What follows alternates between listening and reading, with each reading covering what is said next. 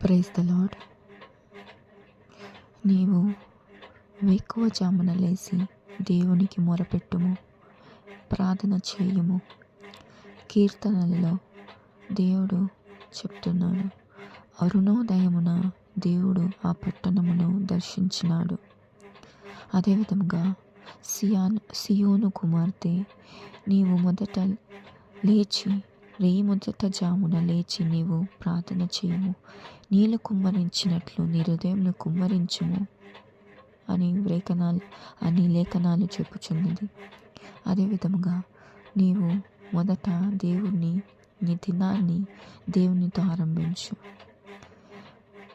మీరు ఎంత అలసిపోయినా మీరు ఒక దైవిక క్రమాన్ని మీరు మీ జీవితాల్లో అలవాటు చేసుకోండి.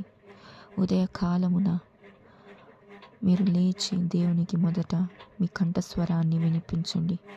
పక్షులు తన స్వరం వినిపింపక మునిపే, మనుషులు వాళ్ళ స్వరాల్ని వినిపింపక మునిపే మొదట మీరు మీ కంఠస్వరాన్ని మీ పడకలలో లేచి దేవునికి మీ స్వరాన్ని వినిపించండి.